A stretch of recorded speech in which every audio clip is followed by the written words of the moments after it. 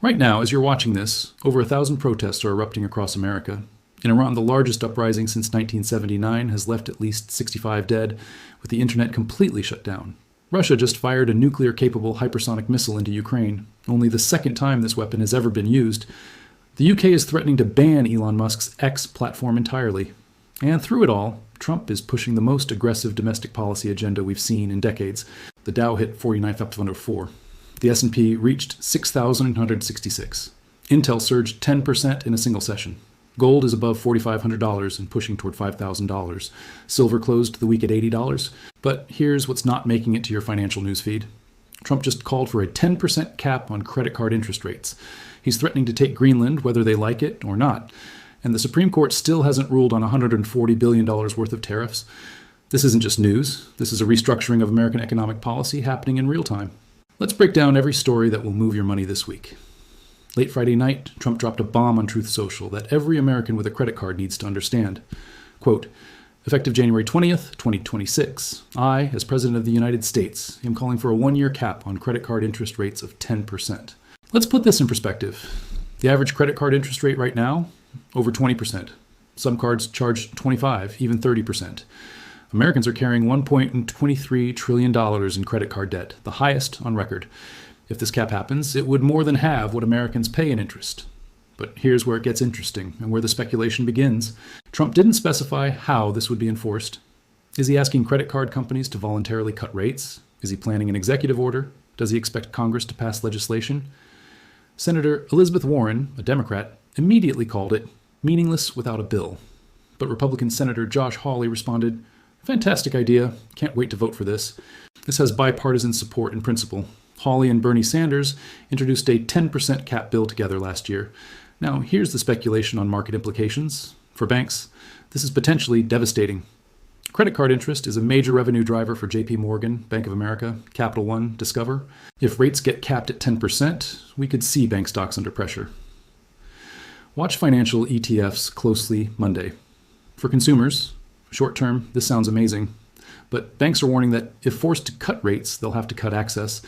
The Bank Policy Institute estimates over 14 million households could lose credit card access entirely. The political play. Trump needs to show affordability wins before the November midterms. Gas prices, mortgage rates, credit card rates.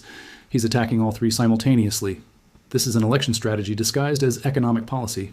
Senator Lisa Murkowski's warning last month about affordability concerns being dismissed as a hoax. This is Trump's response. My take. This is signaling, not policy. Yet. But watch for follow-up.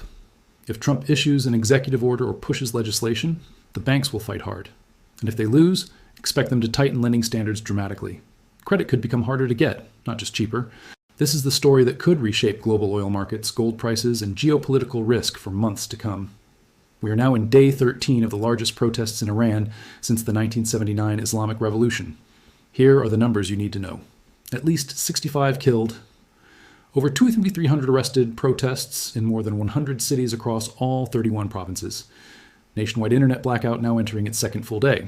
The regime has shut down schools. The Grand Bazaar in Tehran, historically a regime supporter, has closed in solidarity with protesters. On Friday night, hundreds of thousands marched through Tehran despite security forces using live ammunition. One Iranian doctor from Naishapur told CNN that military rifles killed at least 30 people in her city alone. She said, quote, among them were children. A 5-year-old child was shot while in their mother's arms. The Supreme Leader Khamenei went on national television and called protesters a bunch of people bent on destruction.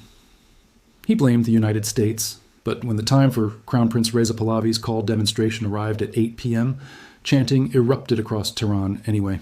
People are pulling down statues. Some mosques were set on fire Friday night. X changed Iran's flag emoji to the pre-revolution lion and sun flag. An Iranian protester literally replaced the Islamic Republic flag with the lion and sun at Iran's London embassy today. Trump's response? On January 3rd, he warned, if Tehran violently kills peaceful protesters, the United States will come to their rescue. America is locked and loaded and ready to go. Here's the speculation that matters for your portfolio. The regime. Weakness factor. Iran is weaker than at any point since 1979. Hezbollah has been shattered. Assad is gone. In June 2025, Israel's 12-day war damaged Iran's missile force and caused the rial to lose 40% of its value. Inflation hit 42% in December. The currency trades at 145,000 to the dollar. Oil market risk. Iran produces approximately 3 million barrels per day. If this regime falls, or if Trump intervenes, global oil supply could be disrupted. Brent crude is already at $60-$62 and ticking higher. A major escalation could send it spiking. Gold's safe haven bid. Gold hit 4,520th rise on Friday. A significant portion of this move is Iran-driven. China bought gold for the 14th consecutive month. Central banks are preparing for exactly this kind of geopolitical shock. The Venezuela connection. Notice how Trump canceled second-wave attacks on Venezuela the same week Iran is erupting? He's potentially securing alternative oil supply before any Iran confrontation. That's chess, not checkers. The protests could fizzle like they did in 2022, but this time feels different. The regime is weaker, the economy is worse, and the US president has explicitly threatened intervention. If you hold any energy stocks, defense stocks, gold, or oil futures, Iran is your top watch list item this week. While America slept Thursday night, Russia fired its Oreshnik hypersonic missile into Ukraine for only the second time ever in the nearly 4-year-old war. This matters more than you think. The Oreshnik, Russian for white hazel tree, is an intermediate-range ballistic missile that travels at Mach 10. That's 13,000 kilometers per hour. Putin has bragged it is impossible to intercept, and that it flies like a meteorite. Here's the critical detail. This missile is nuclear capable. It wasn't carrying a nuclear payload this time. It hit a gas storage facility near Lviv with conventional warheads. But the message is clear. Lviv is only 70 kilometers from the Polish border. Poland is NATO. EU Foreign Policy Chief Kaja Kallas said bluntly, the Oreshnik launch was meant as a warning to Europe and to the US. Putin doesn't want peace. Russia's reply to diplomacy is more missiles and destruction. The timing is deliberate. This strike came days after Ukraine and European allies announced major progress on post-war security guarantees, including potentially deploying European troops in Ukraine. Russia called those troops legitimate targets. Here's the market speculation. Defense stocks, Lockheed Martin, Raytheon, Northrop Grumman, General Dynamics, these companies benefit from escalating European security spending. The proposed $1.5 trillion U.S. military budget is already boosting the sector, but European defense spending is accelerating even faster. Energy. Russia's attack also targeted Ukrainian energy infrastructure across Kyiv. Half of the capital lost heating.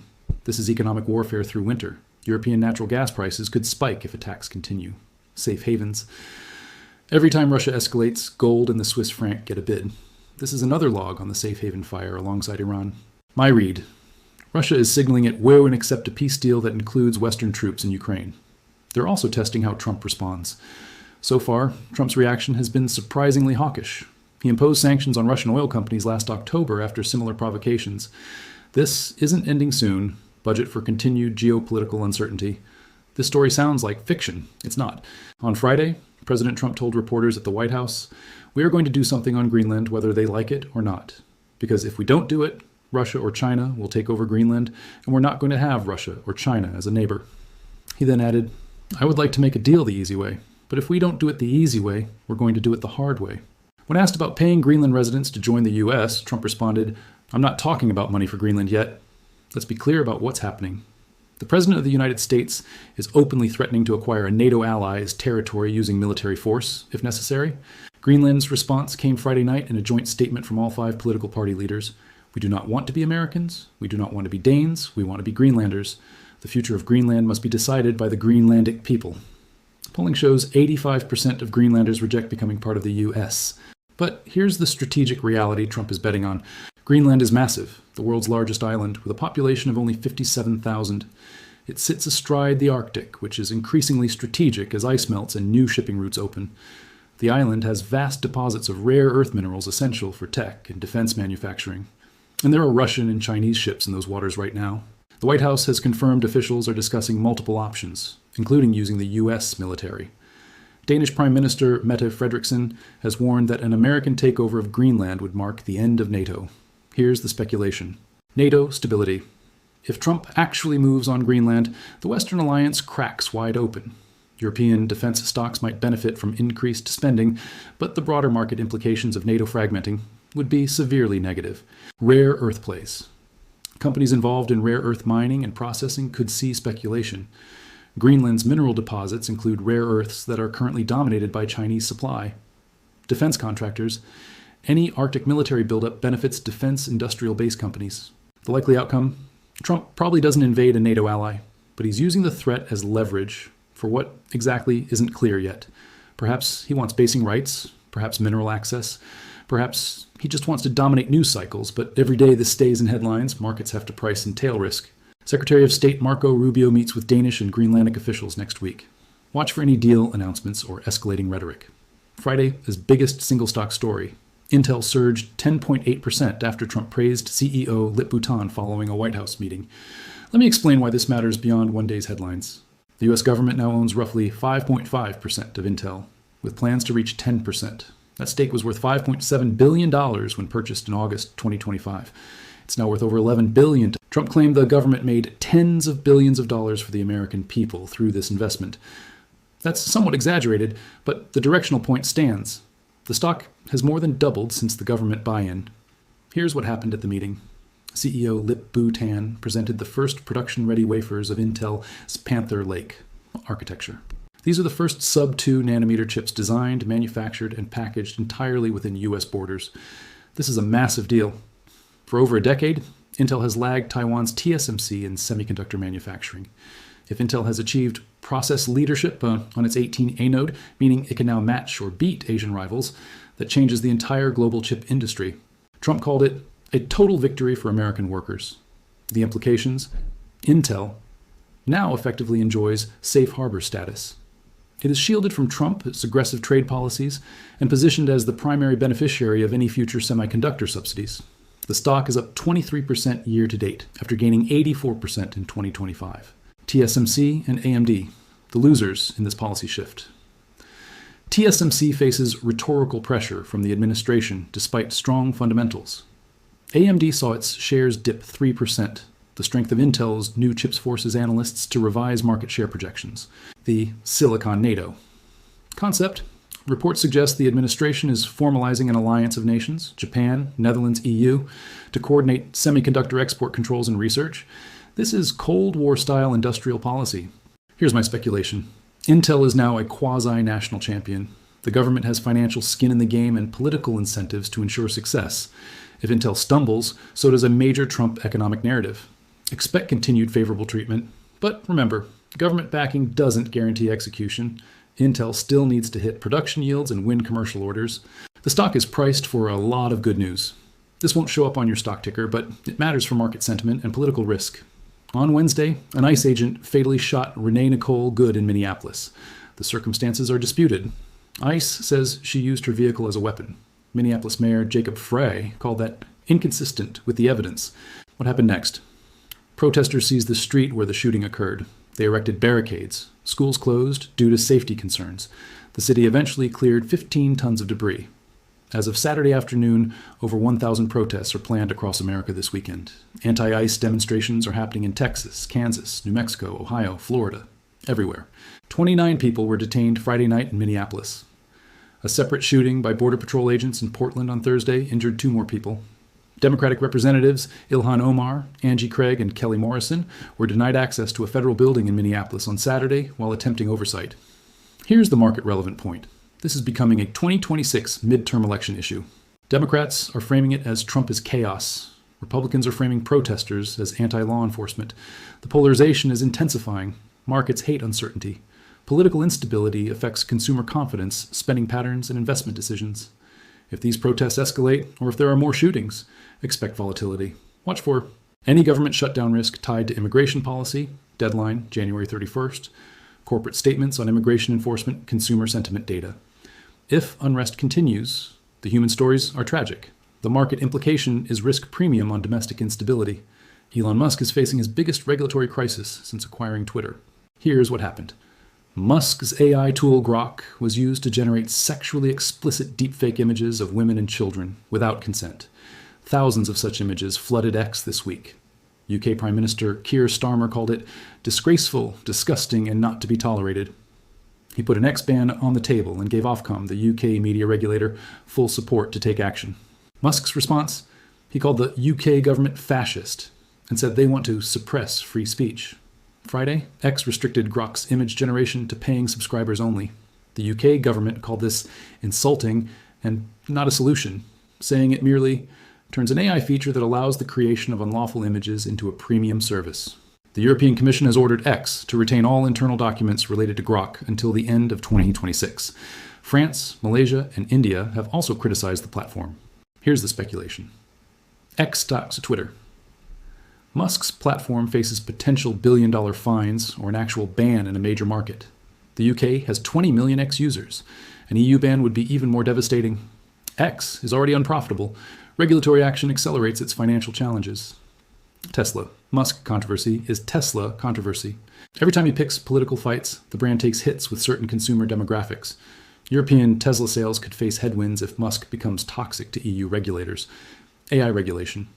This accelerates the global push for AI content regulation. Companies building image-generating AI need to watch this closely.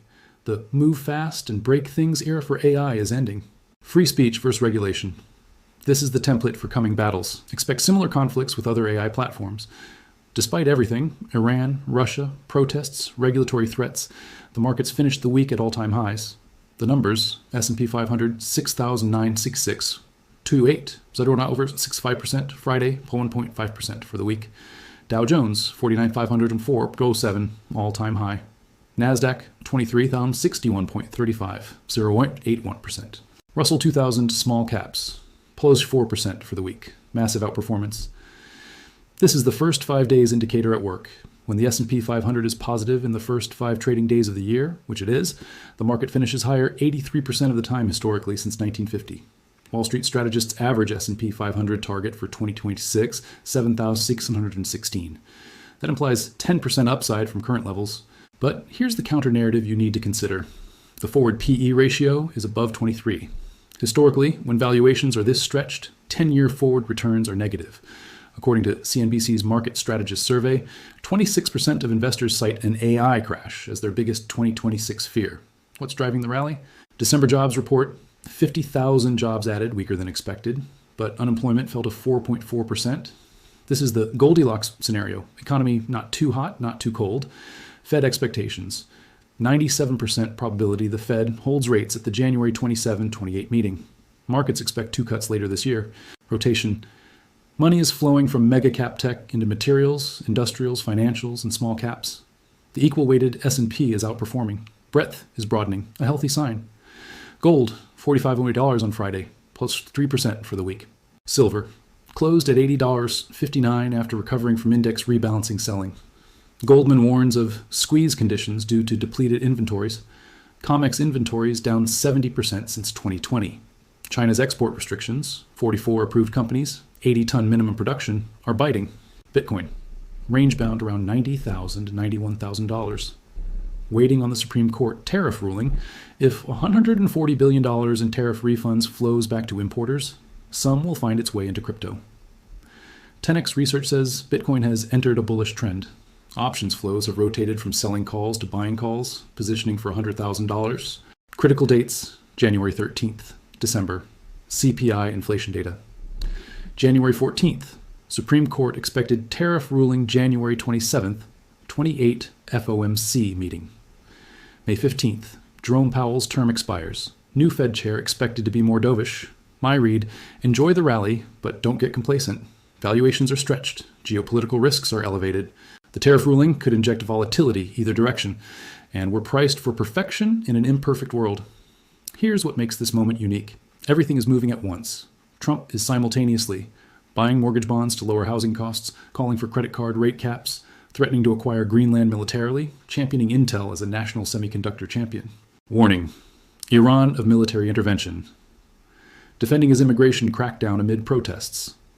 Ad in Russia firing nuclear-capable missiles at NATO's doorstep, the largest Iran protest since 1979, and AI regulation threatening major tech platforms. And you have the most complex investment landscape in years. Your action items? Wednesday, January 14th. Supreme Court tariff ruling. This is binary event risk. Either $140 billion flows back to importers, or Trump's tariff authority is reinforced. Position accordingly. January 13th. CPI. Inflation expectations are rising. A hot number could delay Fed cuts and pressure both stocks and bonds. Iran. If protests continue escalating, or if there's any U.S. intervention, oil spikes and gold catches a massive bid. Hedges matter here. Bank stocks. The credit card cap is theater for now. but watch for any concrete policy action. Banks are already under pressure from yield curve dynamics. Small caps. The Russell 2000's 4% weekly gain suggests rotation is real. If breadth continues improving, this market has legs despite valuation concerns. The Great American Scramble is on. Markets want higher. Policy is chaotic. Geopolitics is dangerous. And the next week alone has more event risk than most years. Stay informed. Stay diversified. And stay ready. I'll see you in the next one.